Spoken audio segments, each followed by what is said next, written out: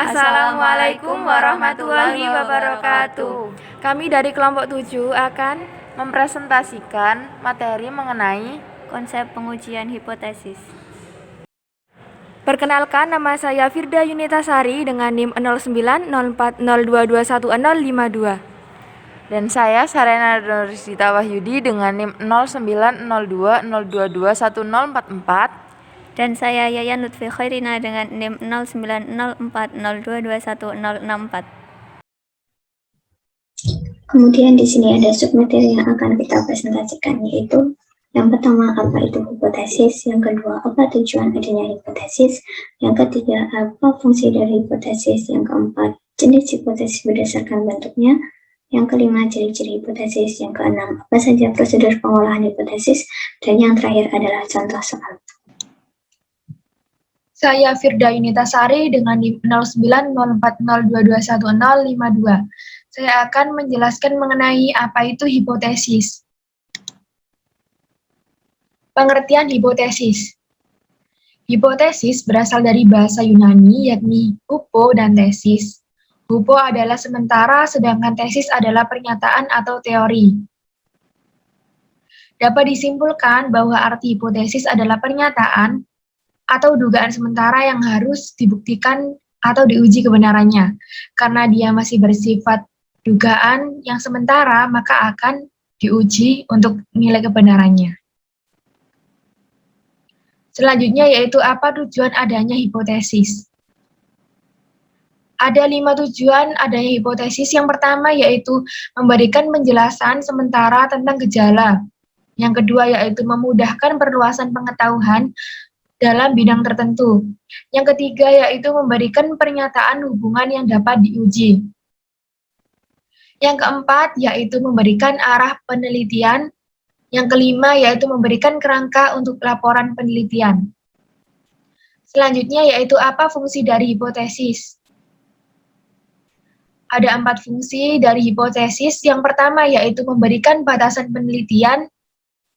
Yang kedua yaitu memperkecil jangkauan peneliti sehingga tidak menyebar kemana-mana. Jadi si peneliti akan fokus pada suatu topik dan tidak menyebar ke berbagai topik. Yang ketiga yaitu memfokuskan penelitian. Dan yang keempat adalah memandu penelitian dalam menguji antar fakta. Selanjutnya yaitu jenis hipotesis berdasarkan bentuknya. Ada 3 jenis hipotesis berdasarkan bentuknya. Yang pertama yaitu hipotesis deskriptif, yang kedua yaitu hipotesis komparatif, dan yang ketiga yaitu hipotesis asosiatif. Yang pertama yaitu hipotesis deskriptif. Adalah suatu pernyataan yang berisi dugaan sementara dari masalah deskriptif yang berhubungan dengan variabel tunggal atau variabel mandiri dengan nilai konstanta tertentu. Contohnya yaitu suatu perusahaan menyatakan bahwa daya tahan lampu pijar merek X sama dengan 600 jam karena daya tahan lampu yang ada pada sampel diharapkan tidak berbeda secara signifikan dengan daya tahan lampu yang ada pada populasi. Nah, dapat kita ketahui bahwa di situ terdapat kata menyatakan, yang berarti di situ adalah H0. Maka dapat kita ketahui H0-nya sama dengan 600, dan HA untuk mu tidak sama dengan 600. Mu sendiri adalah nilai rata-rata populasi yang dihipotesiskan atau ditaksir melalui sampel. Selanjutnya yaitu hipotesis komparatif.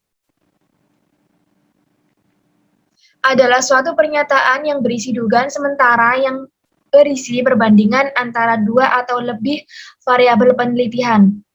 Contohnya yaitu seorang peneliti ingin mengetahui bagaimanakah produktivitas kerja karyawan PT X bila dibandingkan dengan PT Y.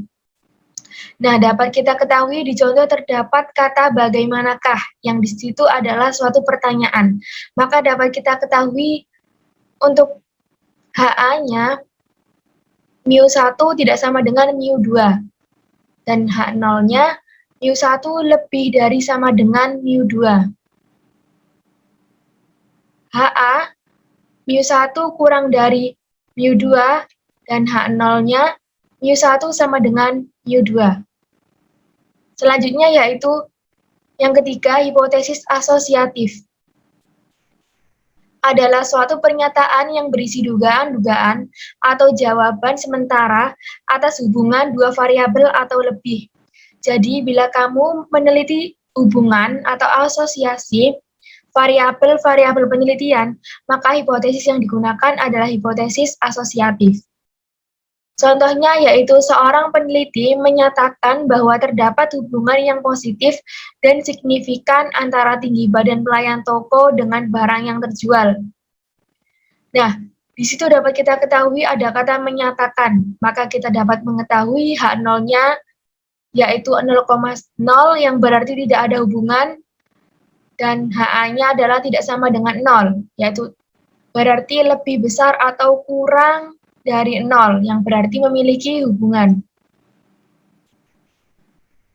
Untuk rho-nya adalah nilai korelasi dalam formulasi yang dihipotesiskan. Selanjutnya yang kelima yaitu ada ciri-ciri hipotesis. Ada 6 ciri-ciri hipotesis. Yang pertama yaitu harus menyatakan hubungan antar variabel. Yang kedua yaitu sesuai fakta. Yang ketiga dapat diuji dengan nalar atau alat-alat statistika. Yang keempat yaitu bersesuaian dengan ilmu dan dengan perkembangan ilmu pengetahuan. Yang kelima yaitu dinyatakan dengan sederhana dan terbatas. Yang keenam yaitu dapat menerangkan hubungan fakta-fakta dan bisa dikaitkan. Oke, untuk selanjutnya di sini kita akan membahas tentang prosedur pengolahan hipotesis. Apa saja sih yang menjadi prosedur dalam pengolahan hipotesis? Dalam pengolahan hipotesis terbagi menjadi 6 prosedur yang harus dijalankan. Pertama, kita harus menentukan hipotesis dari data yang telah kita ambil. Setelah itu, kita akan mencari tingkat signifikan atau alfa. Setelah itu, kita menghitung statistik uji dari data tersebut. Setelah itu, kita akan menentukan daerah kritis dari data yang telah kita uji. Setelah semuanya dijalankan, maka akan didapati keputusan dan kesimpulan dari hipotesis yang telah kita ambil. Prosedur pengolahan hipotesis yang pertama yaitu menentukan hipotesis. Contohnya yaitu sebuah perguruan tinggi menyatakan bahwa semangat belajar mahasiswa perguruan tinggi negeri paling sedikit 75% dari kriteria yang ditetapkan. Rumusan hipotesisnya yaitu H0, semangat belajar mahasiswa perguruan tinggi negeri paling sedikit 75% dari kriteria yang ditetapkan. Atau paling sedikit berarti lebih dari atau sama dengan.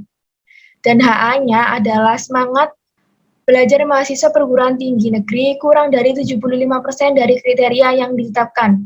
Maka dapat disimpulkan, hipotesisnya yaitu H0 lebih dari sama dengan 75% dan HA-nya kurang dari 75%. Untuk selanjutnya, kembali saya jelaskan. Di sini saya akan menjelaskan tentang tingkat signifikan uji. Di mana tingkat signifikan uji sendiri memiliki pengertian bahwasanya ambang batas yang digunakan untuk menentukan signifikansi.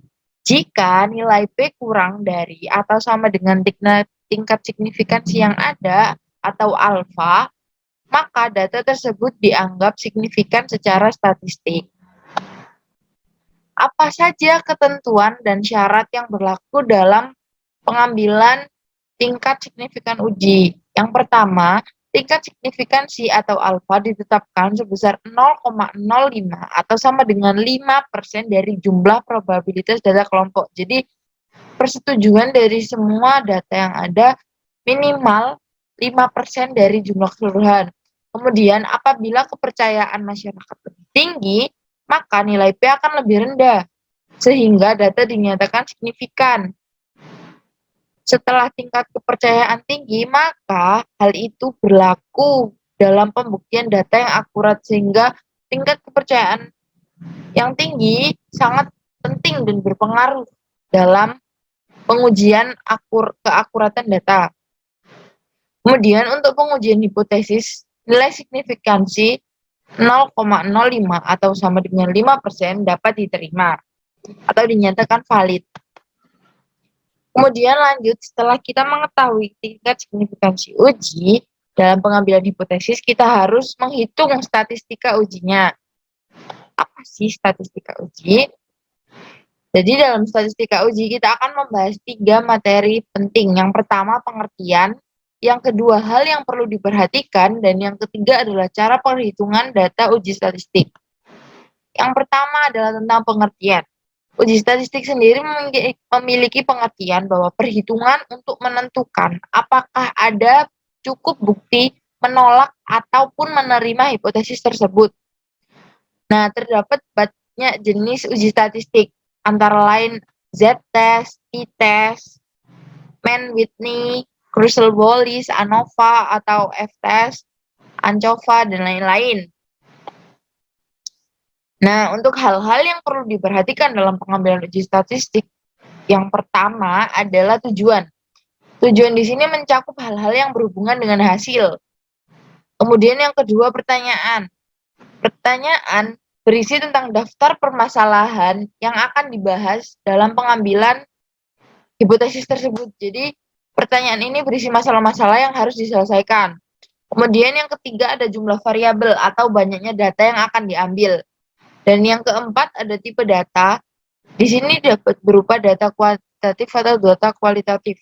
Tapi lebih sering dalam pengujian hipotesis kita menggunakan data berupa data kuantitatif yang bisa dihitung ya. Oke, untuk selanjutnya ada model penelitian di mana ini ada menyangkut tentang cara yang akan digunakan dalam melakukan penelitian.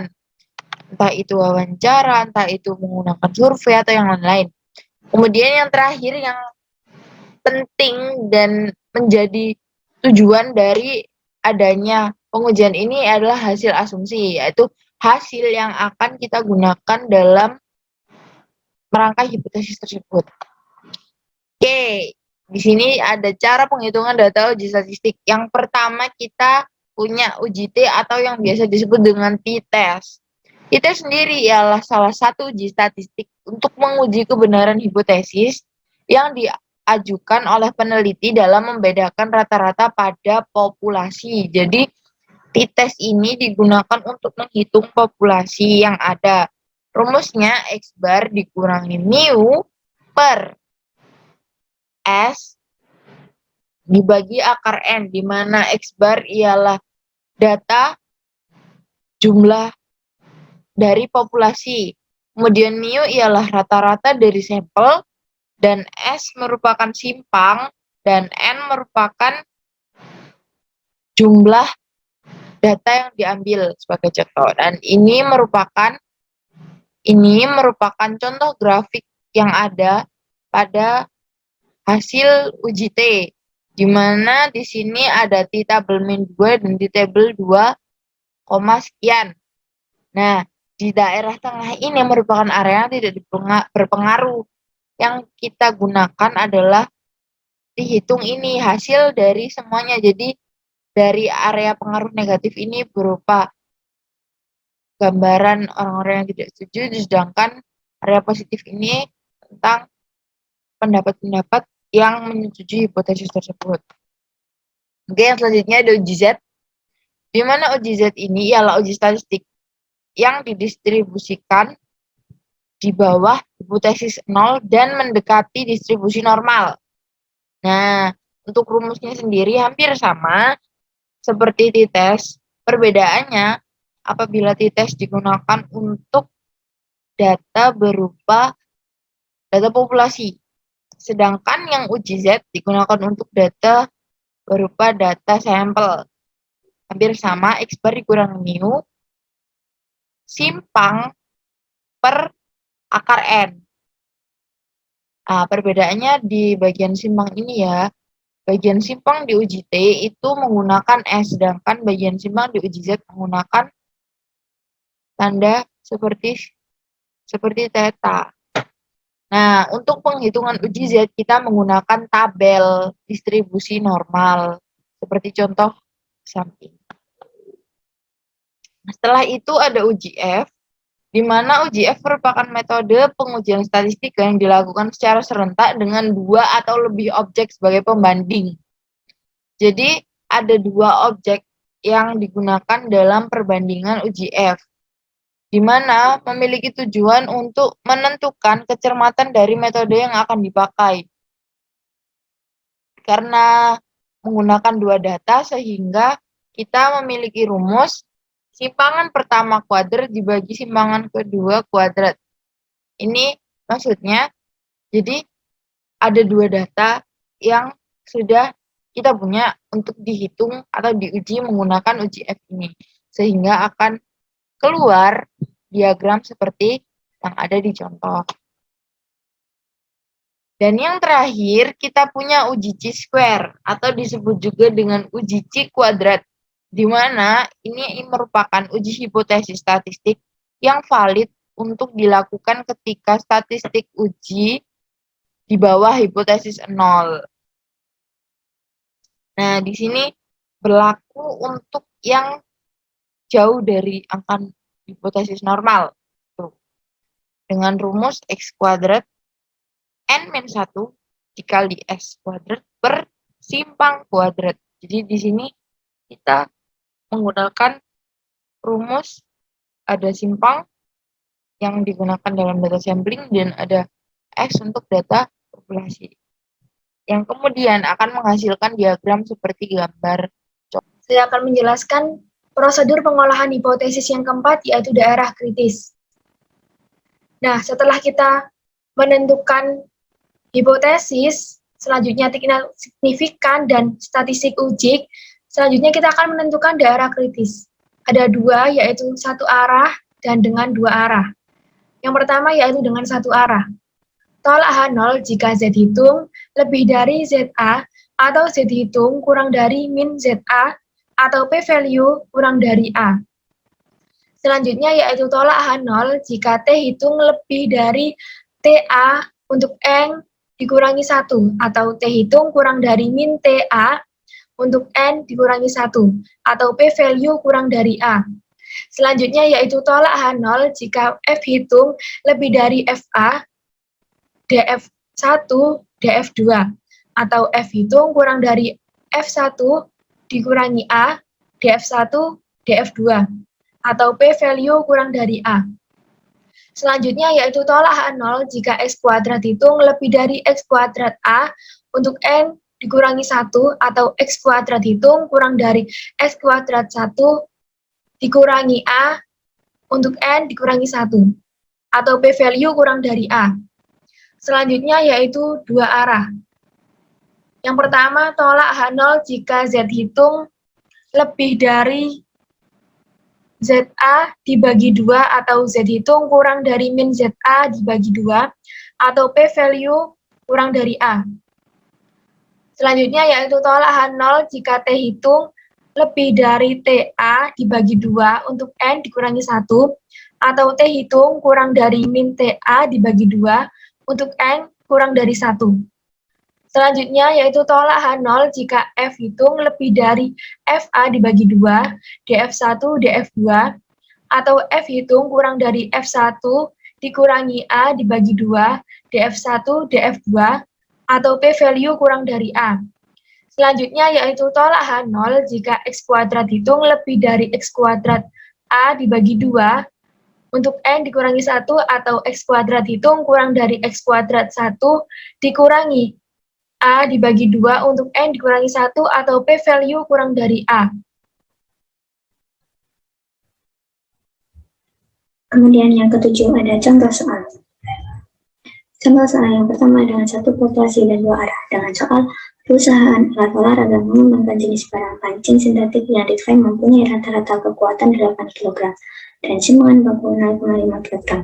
Telah diketahui bahwa dengan sampel 50 pancing sintetik rata-rata kekuatannya adalah 7,8 kg dengan taraf signifikasi sebesar 0,01.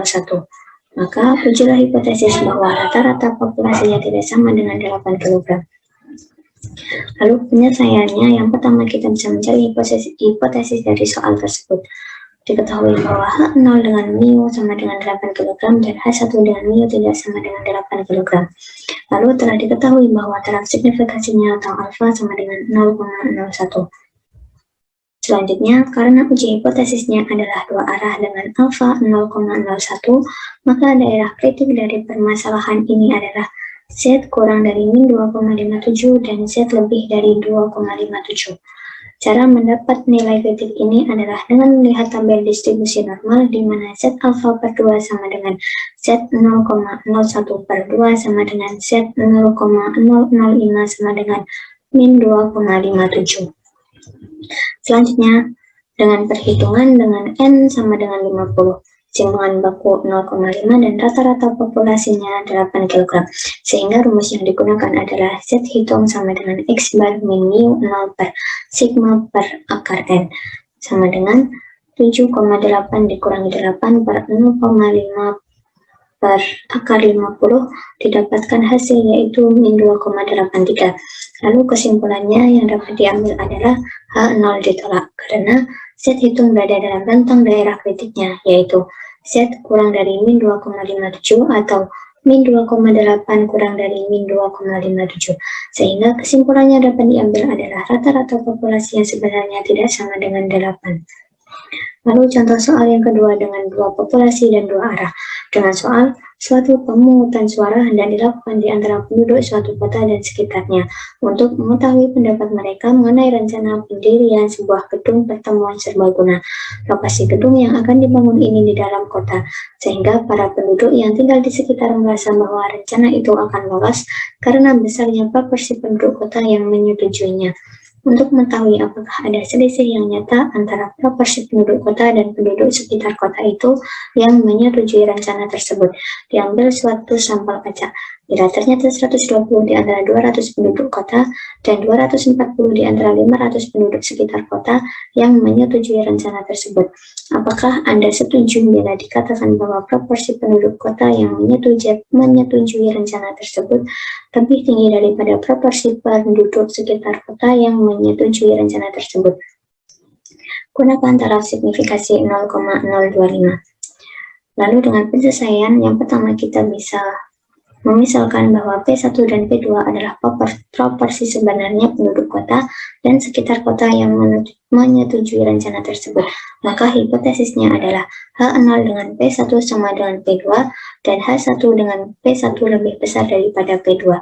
Lalu telah diketahui bahwa taraf signifikasinya atau alfa sama dengan 0,025. Setelahnya, karena uji hipotesisnya adalah satu arah dengan alfa sama dengan 0,025 dan N lebih dari 30, maka daerah kritik dari permasalahan ini menggunakan uji Z.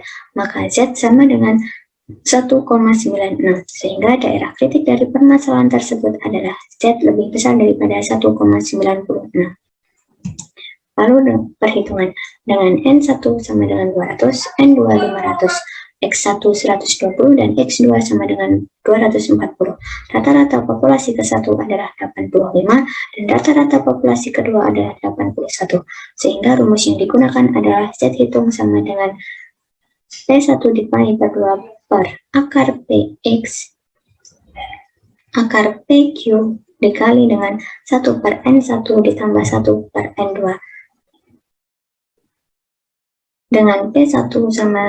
Dengan P1 dapat dicari menggunakan rumus X1 per N1.